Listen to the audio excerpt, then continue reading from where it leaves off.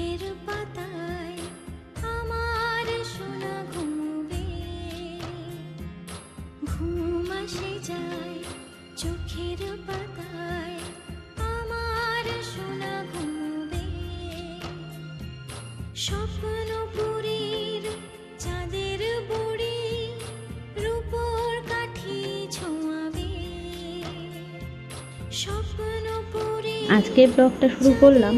সোনা পাপাকে স্নান করিয়ে ওকে ঘুম পাড়িয়ে দিয়েছি, খাওয়ানোও হয়ে গেছে। না খাওয়ালে ঘুমাবে কী করে, তাই না? তো ওকে ঘুম পাড়িয়ে দিয়েছি। তারপরে ভাবলাম চলো এই কাঁথা কাপড়গুলো মা তো ছাদ থেকে এনে দিয়েছে একদম শুকনো, সেইগুলোকেই এখন ভাঁজ করতে করতেই ব্লগটা শুরু করা যাক।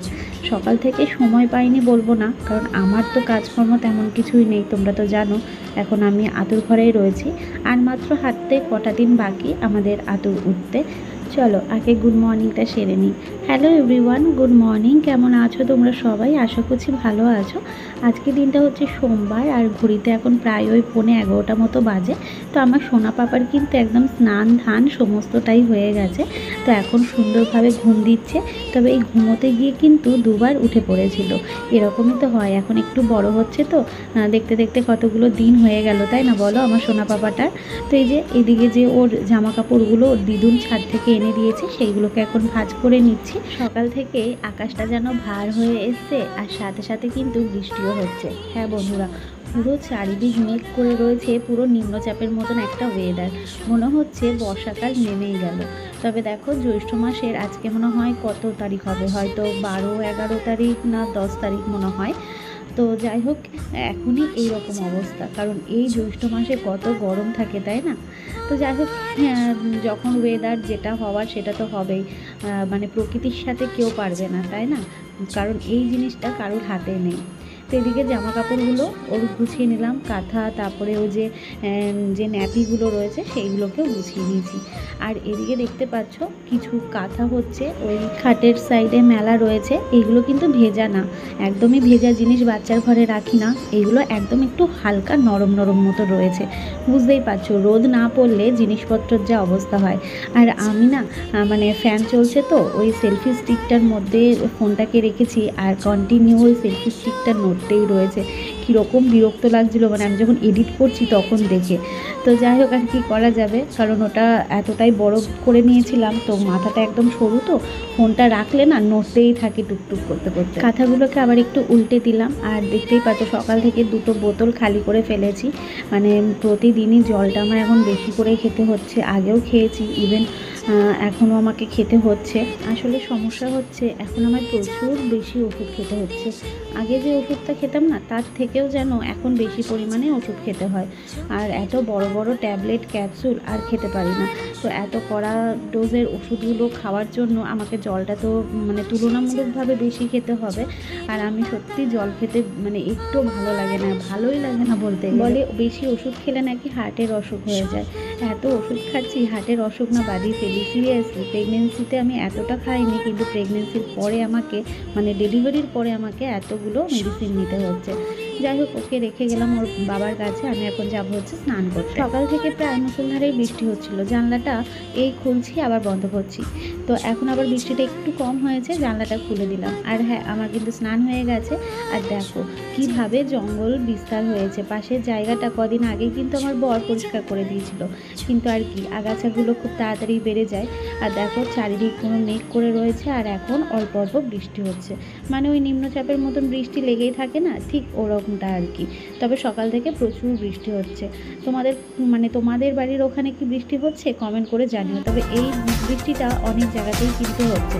চারিদিক দেখো সবুজ আর সবুজ, বৃষ্টির জল পেয়ে গাছগুলো যেন প্রাণ ফিরে পেয়েছে। ঘুম পাড়িয়ে দিয়ে সবে আমি গেলাম স্নান করতে।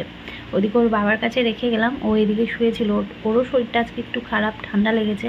ওই যে গতকালকে ব্যাট বানাতে গেছিলো, হালকা রোদ ছিল, তো তার মধ্যে ওই মানে ওই কাঠটাকে কেটে কেটে যে ব্যাগটা বানানো, তো ওই হাতে গায়ে প্রচণ্ড ব্যথা হয়েছে। বুঝতেই পারছো মানে কতটা খাটনি করে ওইটা করতে হয়েছে।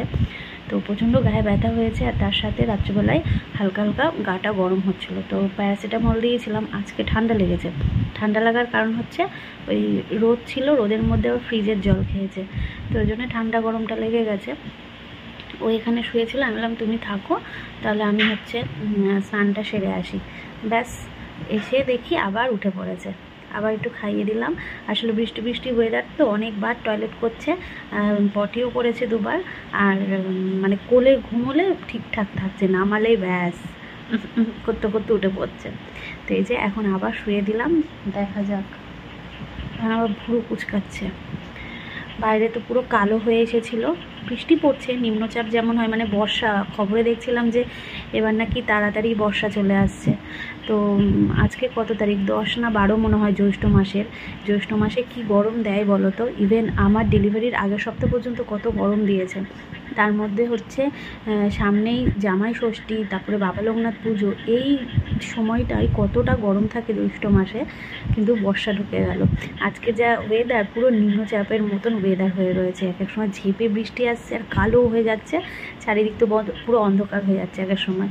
এখন আবার বেশ আলো হয়েছে, কিন্তু বৃষ্টি হচ্ছে, পুরো নিম্নচাপের মতন বৃষ্টি হয়েই চলেছে। এই হচ্ছে ব্যাপার। চলো, ও শুয়ে থাক, আর আমি হচ্ছে এডিট করব। এডিট করে নিয়ে তারপর খাবো, খিদে পেয়েছে। এখন একটু তাড়াতাড়ি খিদে পেয়ে যায়, আর মা আগেই আমাকে খেতে দিয়ে দেয়, কারণ আমাকে একটু টাইমে খেতে হয়। আর তাছাড়া ওই যে আমার খিদে পেয়ে যায় ঝমঝম করে, মানে আগেও একরকম ছিল, এখনও আবার এক রকম। তো ওই জন্য মা বলে যে তুই খেয়ে নে, তো আমাকে খেতে দিয়ে দেয়। আর আজকে মাছ টাছ কিছু আনা হয়নি, সকালবেলায় এরকম বৃষ্টি বৃষ্টি ওয়েদার তো, আর বৃষ্টিও হচ্ছিলো, ওরও শরীরটা ভালো না। তো ওই জন্যে বাজার ওকে যেতে বারণ করলাম, আমি বললাম যেতে হবে না আজকে।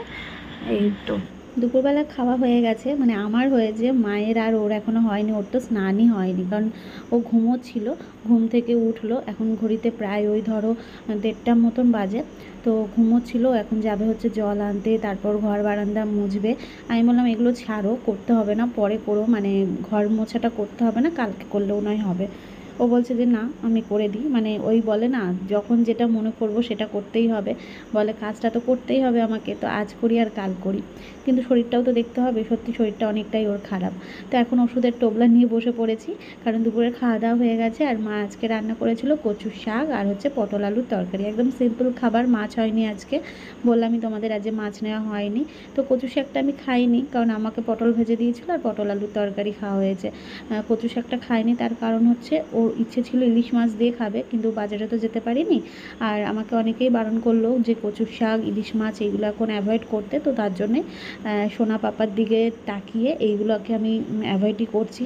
কারণ এখন মা হয়েছি, তাই সন্তানের চিন্তা করে আমাকে অনেক কিছুই অ্যাভয়েড করতে হবে, যেহেতু আমার এখন ব্রেস্ট ফিডিং করছে। তো তার জন্যে আমি যেটা খাবো সেটা খেলে ওরও তো সমস্যা হবে, তো তার জন্যে আমাকে সুস্থ থাকতে হবে। আর আমাকে সুস্থ থাকতে হবে, ওকে সুস্থ রাখতে গেলে, তো তার জন্য আমাকে এতগুলো মেডিসিন নিতে হচ্ছে, দেখতেই পাচ্ছ। কি যে বিরক্ত লাগে কি বলবো, মানে একটার পর একটা, দুপুরবেলায় থাকে, সকালবেলায় থাকে, আবার রাত্রিবেলায় প্রায় 3-4টে করে এরকম ট্যাবলেট থাকে। আর তারপর এই যে এগুলোকে কি বলে, টনিক বলে না সিরাপ বলে না কি, ভিটামিন সিরাপ না কি বলে, যাই হোক এইগুলো ভীষণ বাজে লাগে খেতে, কিন্তু কিছু করার নেই, খেতে হবে। এখন কটা দিন খাবো কি জানি। তবে হ্যাঁ, ডক্টর বলেছিল, মানে যা ওষুধ দিয়েছে সমস্তটাই 1 মাসের ওষুধ দিয়েছে। এবার 1 মাস পরে তো আমাকে আবার চেক আপ করা, মানে করতে যেতে বলেছে। এবার তখন আবার আরও ওষুধ দেবে কি না জানি না। এবার সেটা হয়তো আমার শরীরের ওপর নির্ভর করে হবে, যে আমি কতটা ইমপ্রুভ করলাম বা কতটা সুস্থ আছি, সেই বুঝে হয়তো ওষুধ আবার দেবে বা হয়তো দেবে না, এরম একটা ব্যাপার। আর এই যে এখন যেটা খেলাম না, এটা এতটা মিষ্টি কি বলবো, মানে প্রচুর মিষ্টি, অরেঞ্জ ফ্লেভার, কিন্তু প্রচুর মিষ্টি আর প্রচুর গাঢ় এই ওষুধটা। তো চলো, আমার ওষুধ খাওয়া কমপ্লিট, এগুলো রেখে দিই। আর হাতে লেগে গেছে, সেটাকে এখন ধুয়ে নেব। আর এদিকে দেখো আমার বর ঝিমোচ্ছে, কারণ ওর বললাম না শরীরটা খারাপ, সকালবেলা খাওয়া দাওয়া করে প্যারাসিটামল খেয়ে একটু ঘুমিয়েছিল। ঘড়িতে বাজে এখন 5টা। আমি যাচ্ছি এখন এই যে বাজারের ব্যাগ নিয়ে একটুখানি বাজারে। আর একটু আগে পুরো ঘর ঝাড় দিয়ে, ঘর মুছে, জল বোতলগুলো একটু পরিষ্কার করলাম, কারণ ওইগুলো একটু নোংরা হয়েছিল। ওটা পরিষ্কার করার পরে তারপরে জল নিয়ে এসে স্নান করলাম। শরীরটা খুব একটা ভালো নেই, কালকে একজনের ব্যাট বানিয়ে দিয়েছি গাছের ডাল দিয়ে, সেই ভিডিওটা তোমাদের দিদিভাই হয়তো পরে তোমাদের সঙ্গে শেয়ার করবে। খুব সুন্দর হয়েছে, ব্যাটটা বানিয়ে দিয়েছি, আমাকে অনেক দিন ধরেও বলছিল ব্যাটটা বানিয়ে দেওয়ার জন্য। তো যাই হোক, ওই জন্য শরীরটা একটু ব্যথা, আর ওই ব্যথার জন্য হয়তো মেবি জ্বর এসছে। আর এই যে আমাদের এদিকে দেখো কি পরিমাণ জঙ্গল, এবার রাত্রেবেলা যদি বাজারে যাই বুঝতেই পারছো তার মধ্যে কাদা, এবার ওই কারণে এখনই যাচ্ছি যে একটু পরে যদি আবার বৃষ্টি নামে, আকাশে পুরো মেঘলা রয়েছে, যদি বৃষ্টি নামে তখন কি করব, ওই জন্য যে এখনই যাই, এখনই গিয়ে নিয়ে আসি, নিয়ে এসে রেখে দিই। তো চলো সঙ্গে থাকো।